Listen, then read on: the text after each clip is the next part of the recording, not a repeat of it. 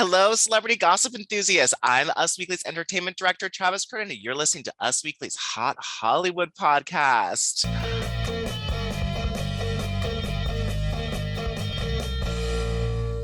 Well, I couldn't do this all by myself because there are so many celebrities in the world doing so much messy stuff. But that's why I have my two amazing, always messy, never messy, always blessed to have ye.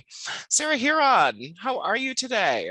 This group has been plagued with COVID and with just a lot, but I'm happy to be here and to spend this time with you guys after missing you last week.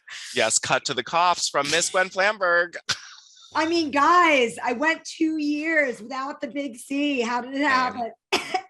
Same. It's coming back. It's like Omicron time. Everyone in New York has it. So, good luck, everyone.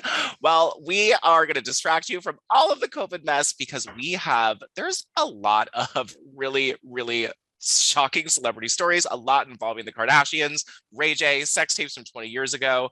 There is, of course, we are putting our lawyer hat on because we are digging into some legal cases. But before we start with all of that, let's get into our woes of the week. The stories that just made our host go aghast. Like, oh my God, I can't believe it. And I will remember this for the rest of my life. Gwen Flamberg, what made you go woe this week?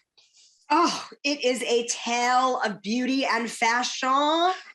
The Met Gala was this past week, and I am still thinking about Kate Moss, style icon, Kate Moss. Kate Moss is always a good idea.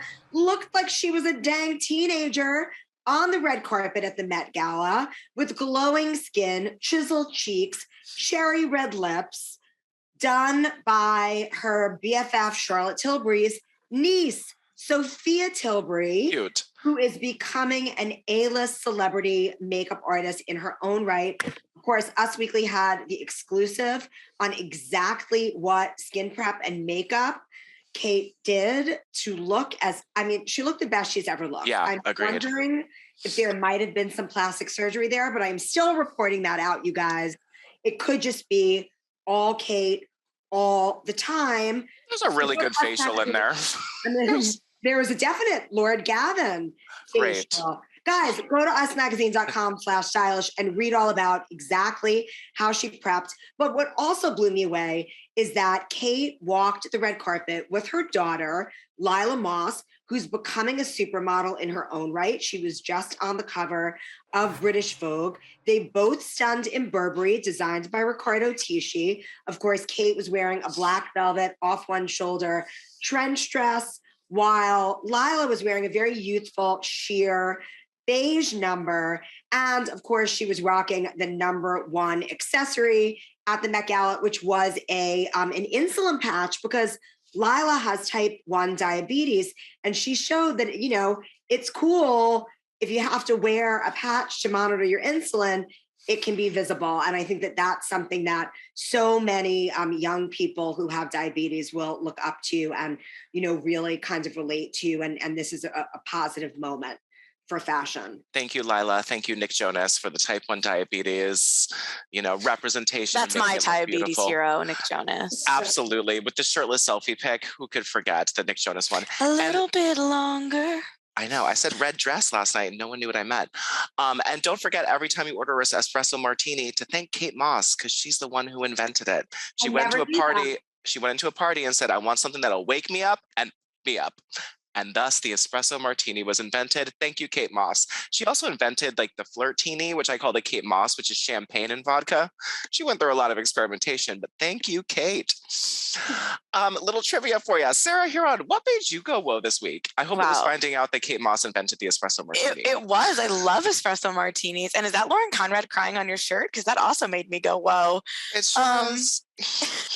No, my woe is it's very random, but I will say I have recently discovered The Bold and the Beautiful. I watch a soap now every day for my 30-minute reprieve, but it wasn't a Bold and the Beautiful star who's in the news this week. It is a former General Hospital icon, Steve Burton. If you don't know him, he was on General Hospital for 3 decades on and off, and he also had a stint on I think One Life to Live or something. But anyway, he was married for 23 years to a woman named Cherie Burton. They met on set of General Hospital. She worked behind the scenes back in the 90s. And Sheree posted an Instagram with a baby bump, and everyone was like, oh my God, baby number 4. They already have 3 kids. Like I said, they've been married for 23 years. Congratulations. And then he dropped this bomb and said, quote, I wanted to clear something up. Sheree and I are separated. She recently announced she's expecting her 4th child. That child is not mine. We are still co-parenting our beautiful kids. We would appreciate privacy at this time. Much love, LUV, Steve. Oh my God. That's not please welcome Maury Povich. Yeah, that's not a soap opera storyline. The child is not mine. Whoa. God, is art imitating life or is life imitating art on that soap opera? God, and it's like one of our top stories, guys. It's really interesting. People seem to really like it. So go get into this soap opera mess. I hope more comes out. Like, who is the father of this mysterious 4th child? Could it be a co-star? He was fired from General Hospital because he refused to get vaccinated. So that's just that guy. Yeah, he was one of them. There's 2. But side note, now he's going to be on the Peacock Days of Our Lives spinoff Beyond Salem. I guess at Peacock they don't require COVID vaccine. I guess not. Well, I think it's very clear that it was his twin that survived the stillbirth from long ago and has been living in South Africa, who is the father of this baby who came and had sex with his wife. It's the only rational explanation. It works for me. Yes, he's been in a coma, brain dead. The story that made me go whoa this week is Dave Chappelle getting attacked at the Hollywood Bowl. Aggressive fan, I guess you could call someone storming the stage. It's weird to call them a fan, but they were an intended fan or murderer. I don't really know how to describe them. But this fan / murderer wannabe jumped up onto the stage to attack Dave Chappelle. He had a prop gun that also had a switchblade in it. So I don't know what this demographic is for. I guess this guy, but it was a fake gun, real blade. Ran up on stage. Dave Chappelle and his team beat the living crap out of this guy. The video of him with like his arm clearly broken, elbow poking out the other way was really, really hard to watch. Beyonce and Jay-Z were sitting front row. Madonna was there. There were a ton of super A-list stars at this Hollywood Bowl.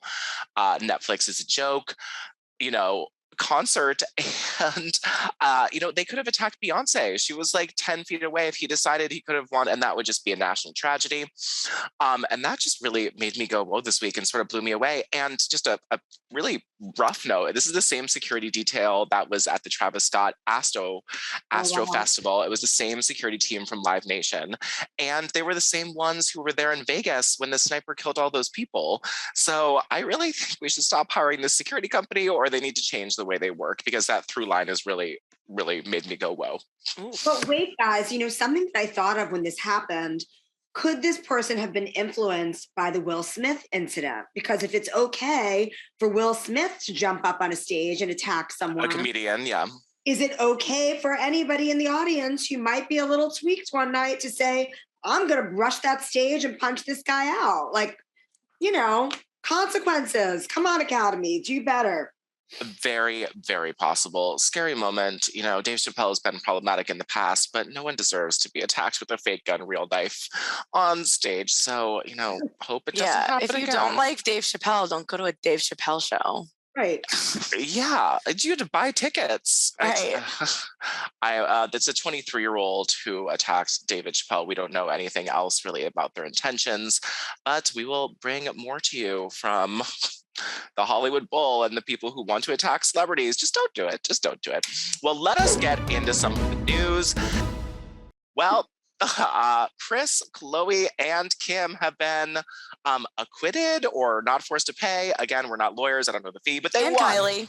And Kylie, of course, won their defamation suit that Blac Chyna brought up against many members of the family for $140 million. The judge ruled in favor of the Kardashian-Jenner clan and against Blac Chyna, who was suing them because she said they defamed her and got season 2 of Rob and Black canceled, even though there was a restraining order. Rob and Chyna, and that they couldn't film, even though there was a restraining order, and Black and Rob couldn't be in the same room at all time. I'm sure that's what the judge saw. But my favorite thing about this ruling was not that the Kardashians were vindicated, is that their lawyer was like, the judge was about to hand down the verdict, and he was like, oh, where are your clients? He's like, they're all at some gala. And then this came through right as celebrities were hitting the red carpet at the Met Gala. It was really strange timing, but I'm sure, Kylie, all of them just had a little party in their bus on the way to the Met Gala. And I'm happy that Black got beat. This case was so ridiculous. It didn't make any sense, but she is appealing already. And there is the revenge porn case against Rob Kardashian coming up. So she's still got a lot more chances to get that money that she so clearly wants. Her mom, Tokyo Tony, already started a GoFundMe and took it down because Tokyo Tony is one to watch. But while they were, winning the case seems weird because they did win the case, but they didn't win any money. So winning to not pay $140 million was super great. And then Kim got to strut on the Met Gala red carpet in the most expensive dress in the world, Marilyn Monroe's dress from 1962, from when she sang "Happy Birthday, Mr. President" to JFK. She wore the real dress given to her from Ripley's Believe It or Not. And they also gifted her with a box with a lock of Marilyn Monroe's hair, which she said she is going to sleep with and, quote, do some voodoo stuff and sleep with it under her pillow every night before turning to Pete and saying, sorry, babe, that she's going to be sleeping with a 1962 lock of hair in their bed. Now, this look was great. There was controversy because Kim had to lose 16 pounds to fit into this. She was sort of starving herself. Riverdale star Lily Reinhart was like, why are you promoting starvation? Tricky topic because she sort of had to make herself fit into this dress. It's not like they're going to be able to do it. Starving yourself is never a good idea, but she had to sort of mold herself to this and she wanted to wear it. I don't know.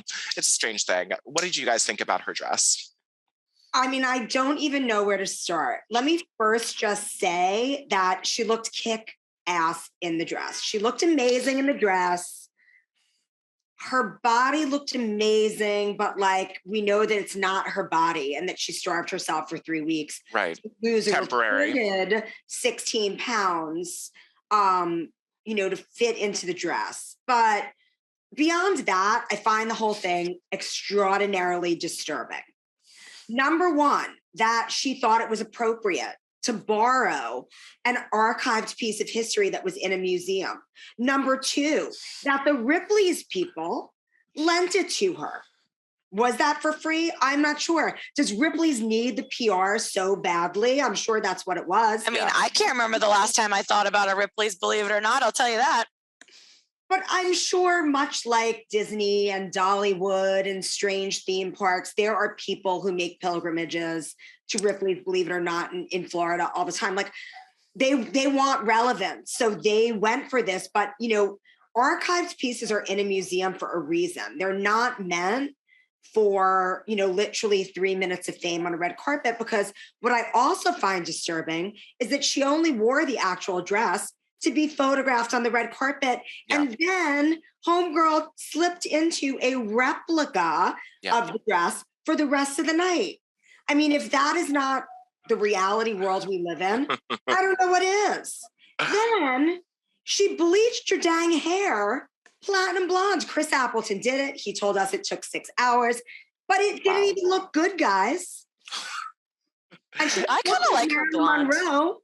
I like her blonde, but I didn't like this blonde. I mean, she was afraid that she was going to, fit into it and her butt was going to bust it because, we all know what Marilyn Monroe was built like, and she didn't have surgical Brazilian butt lift.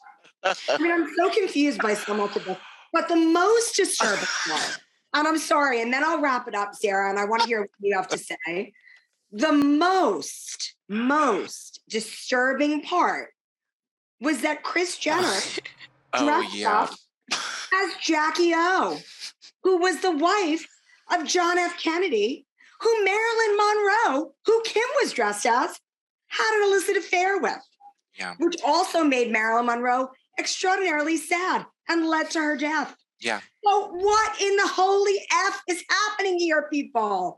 Has the world gone mad? I mean, that's a rhetorical question, but I don't think our listeners have ever heard me so outraged about anything ever.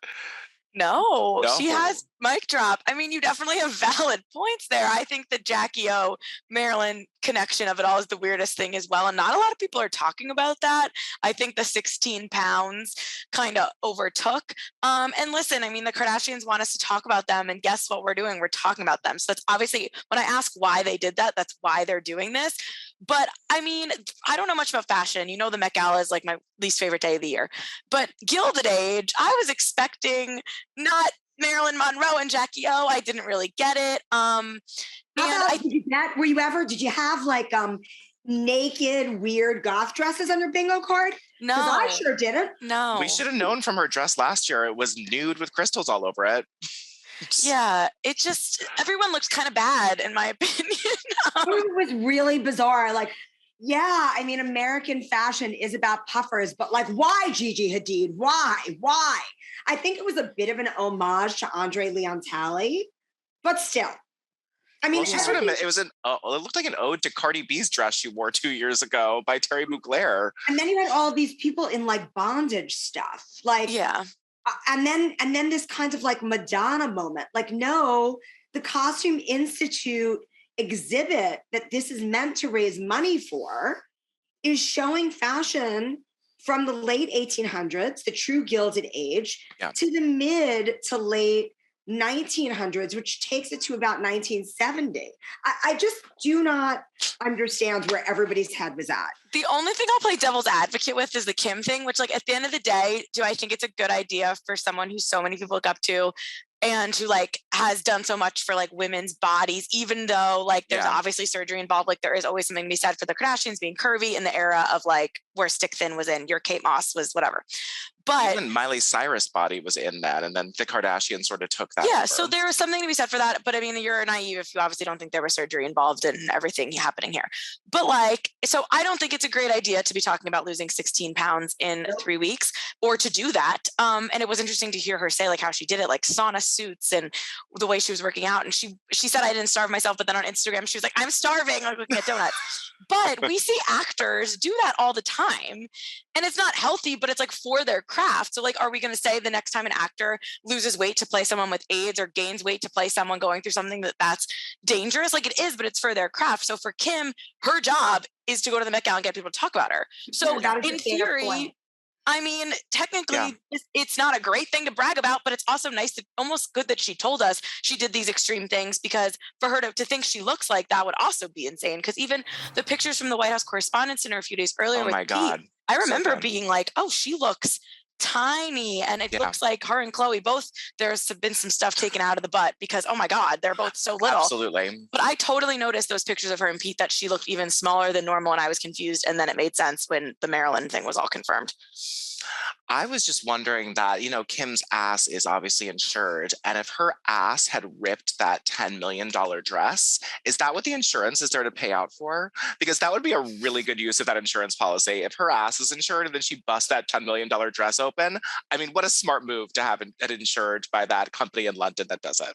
I mean, I think that her butt being insured is more like if the dress created pressure on her butt and led to a permanent hematoma, that it's the damage done to the ass, not the damage the ass does to something else. Gotcha. It's like when you do a rental car and you pick which insurance you want. She didn't do the two types. She only did damage to the ass, not damage the ass does. While we're trash talking Kim Kardashian, someone else is, and it's Ray J, because she has been, I mean, I don't even know where to pull it. It all started 20 years ago. Yeah, seriously. At Vivid Productions, when maybe Kris and Kim went in to sell her sex tape, or maybe they didn't, and it was actually leaked.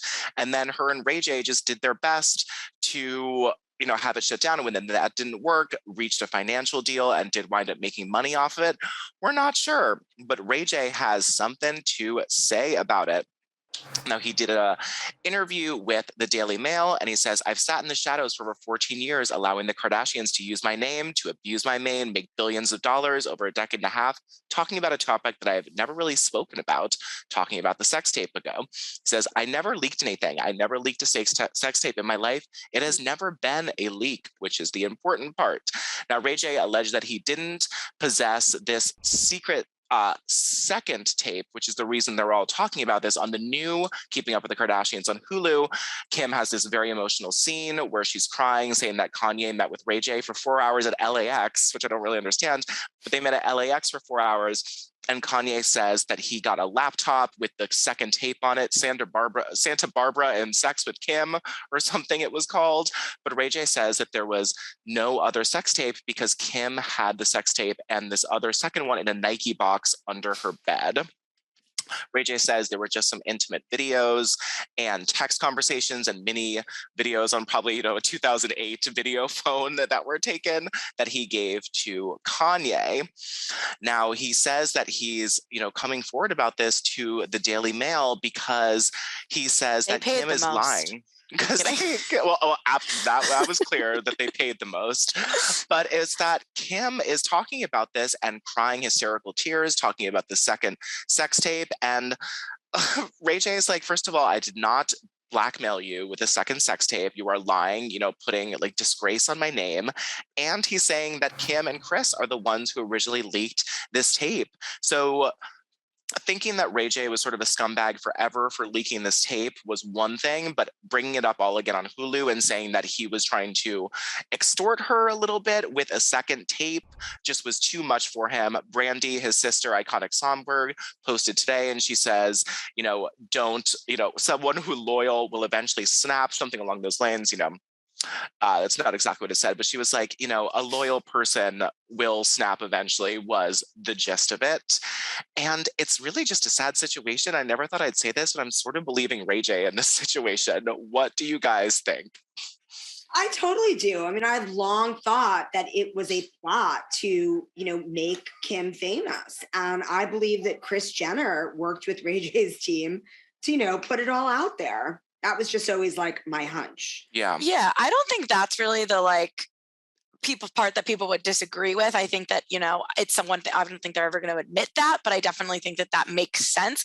I've always argued, because I love the Kardashians, good and bad, that like 1 billion people have sex tapes and most of them don't end up where they are. And I still think that's true.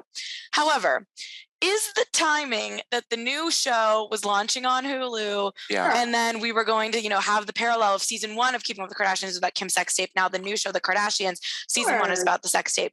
It's suspicious. Ray J wanting to be excluded from this narrative in 2022 is fair. In 2007, who knows what happened and who really cares?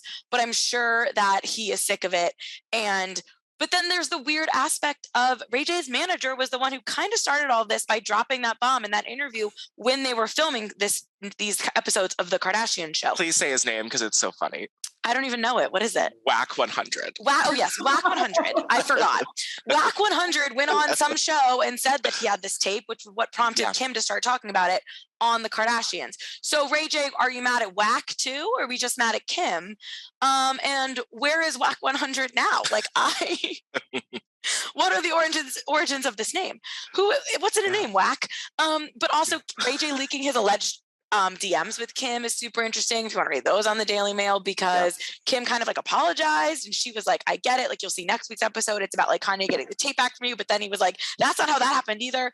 So Ray J is just pissed. And justice for the sexy Can I rapper. That song was a bomb. His only good song is Wait a Minute. No, Sexy Can I. Sexy Can I is fine. Sexy Can I is fine. But I agree that the DMs that he leaked between him and Kim really makes it seem like Kim is like, I'm sorry. I know that I leaked this. I know that this is a big lie for publicity. And I'm sorry. It's sort of the subtext in all of those. She's saying it without saying it. She's saying, I'm sorry. This is going to get better. And is sort of a self-apologist here. And it really makes me believe Team Whack 100 and Sexy Can I singer Ray J. It's crazy. It's literally, what year is this? Yes. 20 years ago, the sex tape just comes back to bite you in the ass. Well, even if your ass is different than it was 20 years ago, even if you surgically enhanced it several times. See, I think her and Chloe's asses have diminished because they had Sculptra injections and it's been about 2.5 years and they didn't keep it up. And so they've naturally deflated.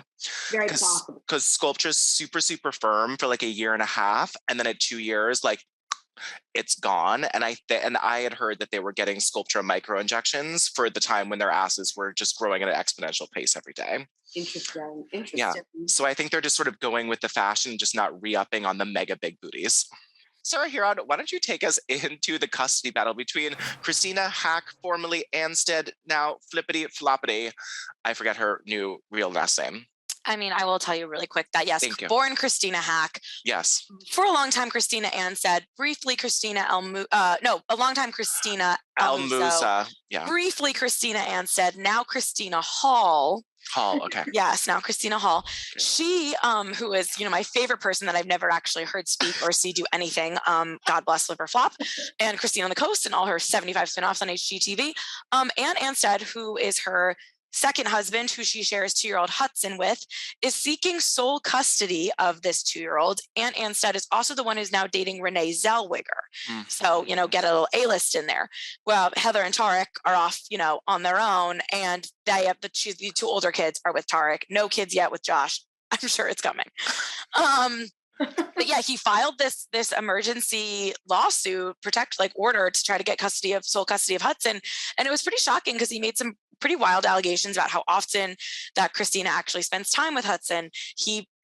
There was a text message of, him alleging that Hudson got sunburned at the park and that Christina, didn't care because her response was like, put some lotion on him. He's fine. Like the index, I didn't know what it was, or all these things. And Christina naturally came back strong saying, I'm a good mom.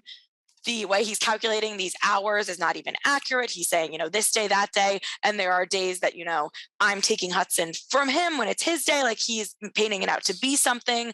And the judge did deny Ant's immediate order for like an emergency handover of Hudson. I'm sure this is far from over. They're probably going to have to go very tit for tat over this 2-year-old and the custody of it, which is very sad for Hudson and his siblings who are going to read all this stuff about their parents. But like the weird kicker is like the Renee of it all. Yeah. And like there was these allegations that Christina didn't tell Aunt and Renee that Hudson had COVID, and then Renee like found out later and had to tell everyone on set of her show. So like it's about Pam or whatever it's called. It's all about Pam had to suspend production. The thing about Pam had to suspend production because of Hudson, Hack, Hall, Anstead. Like that's crazy. Like it's so many layers. And it's, as always, it's sad when there are kids involved, but then you have like Heather Ray Young, El Musso giving these cryptic interview quotes like, we keep things separate in our home. Like we care about what happens in our home. Like we can only focus on our home. It's like, we make sure things are healthy at this house. Like what is happening in Christina Hall, Anstead, Hack's home? Right. Fruit roll-ups every day, breakfast, lunch, and dinner. He really tore her apart in this. And while we haven't really heard her side of the story, I believed that she was this terrible mother because we only have one side of the story. And he really makes a good point for like she's making his life sort of a living hell. And thus Renee Zellweger's. I think she's like trying to move also with the new husband. So maybe that's what prompted this. But it's like, is Heather Ray Young just talking about, the fact that she doesn't give her kids Oreos because they're not vegan? They are vegan, but they're not healthy. That's what the Big Selling Sunset storyline was. Or is there truth to this, that the Krause and Christina, it's an unstable maybe environment because there's a new husband every other day? I don't know. Yeah, I really would like to hear Christina's side of this, but it's not looking good from just the fact that she shut down Renee Zellweger's show. I really was the kicker for me. Same. That she like didn't tell them she had COVID, and that Renee Zellweger was forced to shut down this big show that she was doing with Showtime or HBO or Amazon Prime or something. That's a lot of money. NBC. A lot of money. It's a lot of money, and I'm sure that the studio was not thinking it was cute. I bet they didn't think that Christina Hall was going to be the reason for this. She's like the downfall for a lot of things. God bless her. I really need to I need to start watching her programming. I think I'm a fan of the destruction, but I don't even know what she's doing. Same. Christina, we need to hear what you have to say on this. It is so one-sided, but this story is not over. I need much, much more. Well, we have a section in the magazine called Love Lives. It seems from this podcast that we should call it like Love Deaths or like, Love Lost Lives, because there are just a lot of couples really fighting. And the number one of the moment is clearly Johnny Depp and Amber Heard. They are going through their, I know it's only been 2 weeks, but it feels like 2 months, trial against them, where they both say that they are drug addict, abusive alcoholics. And, one says that, and then the other says that. And we have learned, Us Weekly can confirm, that Amber Heard hated all the press that was going on, fired her PR team, hired a new PR team the day before she was set to take the stand. If you watch any of especially like on TikTok, the wrap-ups of it, no one's on Team Amber. Johnny Depp came off very convincing and sort of made it seem that Amber Heard was making all this up for money and clout. And that's why she fired her PR team, because just no one is with her at all. I can't even go into all of the mess that they've hurled to each other, because it just doesn't sound great coming out. And it's just lots of drugs, lots of slapping, and lots of badness. Gwen, what do you think watching this back? It feels so terrible to not believe a woman, who's saying she's abused, but she is not coming off well in this trial so far. She's not. The whole thing is just such schadenfreude. Like, I think everybody is watching it like a train wreck, and they can't look away. Obviously, both of them, neither one is like in the right here. They both have destroyed each other. I feel for Amber. I'm sure that she was very abused. I also feel for Johnny, because he obviously has just, been on so many different substances. He looks the way that he looks. I mean, to me, that's the saddest thing, is like, I always loved Johnny Depp in 21 Jump Street, and he sure has come a long way. Crack is whack, kids, don't do it. Honestly, I really just want to see this trial wrap up. Yeah. Enough. If one more friend who doesn't follow celebrity world or even pop culture asks me about this trial, tells me that they're watching it and they can't believe it, I can't take it anymore. Enough. I did get hung up, and I watched some of the YouTube lives of it, or when they were streaming it live on TikTok too. And it'll just come on. They're like, would you like to watch the live trial? And I'm like, well, I guess. Sarah, what did you think? I know you've been covering and watching more of it than most people. Yeah, I have. And I mean, the whole thing makes me sad. It's so bizarre, because you see these clips of Johnny Depp being very charismatic and making jokes, and it goes viral. And 1 second you find yourself laughing, and then you have to remember what we're talking about here. And this is just dark stuff. And I think they both have major, major demons and issues, and were the most toxic couple maybe in the history of the world. And it's also crazy, because this is a defamation lawsuit. And I understand why Johnny Depp would want, I guess, because he thinks maybe if he wins this, it's not necessarily about the money, but if he wins this, he could work again, because he's saying that, this op-ed stuff she said, it's not true, and that it ruined his name. So if a jury rules that, then maybe he'll get to work again. But they're the same way with her lawsuit before. These aren't trials for abuse. These are things they both want to do, air it all out in court, and they know it's going to be public. And I don't know what it's like to be in an allegedly abusive relationship from either end. I believe both of them are at fault. But it's bizarre that it's on display for everyone, but it's a defamation suit. It's not they're not suing for assault. It's so bizarre. Yeah, that is really weird. They're both suing for defamation, and then they're doing that by dragging all their dirty laundry out and putting it to a bigger audience. Yeah. And it feels like it's a show, and you have these weird things of her, they're accusing her of dressing like him and playing these mind games, and then she's crying on the stand. There's so many weird, it feels like I'm watching a scripted show, but these are real people, and it's just, it's so dark. But also I have been watching, so what does that say about me? I don't know.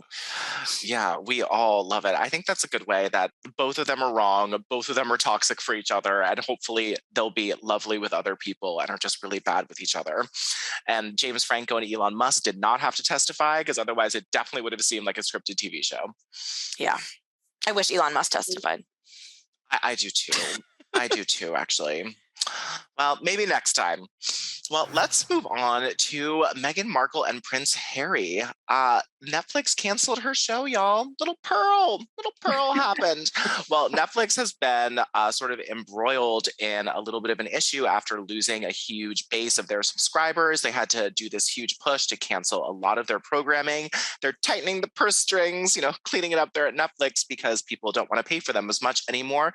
And Meghan Markle's was one of the first forced to be cut, her animated series about a little girl named Pearl, we will no longer see. But the reason this is interesting is because it comes on the heels of sources telling us that both Spotify and Netflix were really livid with the Sussexes, the former Sussexes, however you want to call them if you're nasty, that they weren't getting any content. The Spotify announced their podcast maybe 2 years ago now, and we've gotten one episode every 2 years. And they have been filming for their Netflix documentary, but they also are supposed to have like 3 or 4 other shows that we've just heard nothing about. And sources tell us that Netflix and Spotify are just really angry that they are not providing any content. And meanwhile, Harry joined a water polo team. So in Santa Barbara. So they're just not releasing anything. And I'm happy for their newly retired life, I guess, but they got millions of dollars up front and they are providing nothing at all. What do you guys think? Oh gosh, who could have predicted a bait and switch from the couple formerly known as the Sussexes? Come on, this is exactly what these two have become. I love Prince Harry. I love the idea of Meghan Markle as Meghan Markle. I feel like together they're a little bit toxic. Yeah. They kind of, just go rogue. And God bless them. They seem really super in love and really happy together. My advice is do your own thing together and don't, enter into agreements where others might be grossly disappointed when you go your own way. Seriously rough. But let's do happier news. Did anyone see Katy Perry fall over at American Idol? Because it was beautiful and no one was hurt, and she was in a mermaid costume, dressed as Ariel. Not easy to walk in a tail, you guys. And the fake plastic wig she had on, top notch comedy. Top-notch comedy. And her, what do you call the fork in it? Is that the thingamabob? A thingamabob? I got plenty. I think that she has 20 thingamabobs, but I forget what she tells her seagull friend what she calls the fork, and before she brushes her hair with it, she's like, "Oh no, this is a splittity splots." Yeah, that might be something else. Flipper popper. But who cares? But who cares? No big deal.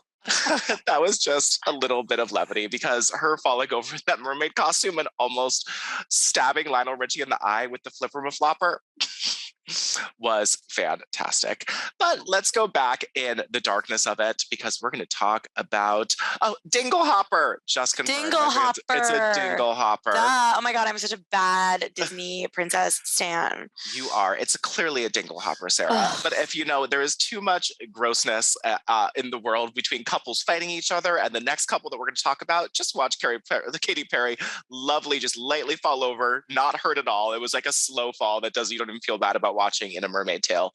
Just why we have celebrities. Great content. Well, let's move on to something really gross and disgusting. Megan Fox and Machine Gun Kelly have sort of grossed out themselves after they got engaged. Megan Fox admitted that they did drink each other's blood in a ceremony. They put a little bit in a goblet and just glug, glug, glug, drink each other's blood in a little ceremony. And I love that there's all these vampire groups coming forward, urging them to go about it in the safe way. They're like, you can drink each other's blood, but make sure you get tested. I know you're monogamous, but there are some diseases you have to be testifying for. And there are 2 heads of vampiric organizations who are coming for them and telling them what to do with their blood. I can't. Sarah, the biggest Machine Gun Kelly fan that I personally know, but you don't even look surprised because they've alluded to this before. Yeah, I mean, listen, these 2 don't shock me anymore, ever. The twin flames of it all, I manifested him when I was 4 years old of it all. That almost was enough for me to be out. That was really not it for me personally, but I just prefer these 2 when they're not talking. And more of a visual couple. Yeah, yes. And I look forward to the wedding content while it also terrifies me. That's my official stance. Yeah, they said it's going to be in a Gothic church or chapel next to a blood red river is the vibes. Shocker. Yep, shocker. So, good on them. And because it really is the Love Lives Lost episode, we have to talk about Olivia Wilde and Jason Sudeikis. Olivia Wilde, now Mrs. Harry Styles, God bless her for it, was served custody papers in the strangest way. She was at CinemaCon and then served papers while she was there, while she was at stage. She looked at them and was like, oh, I guess I'll get to these later. I mean, I can't overhype how crazy this story was. Sources tell us that Jason didn't know. Other sources are telling other outlets that you do know when they're going to get served. But I feel like we're just seeing more and more pictures of it and hearing more and more from this CinemaCon. And I'm shocked that this actually happened in real life. I know, that was a big one. Huge. My understanding is that, there is an agency that is hired to serve papers. Yeah. And my hunch is that they only did this because she's been dodging getting the papers in other ways.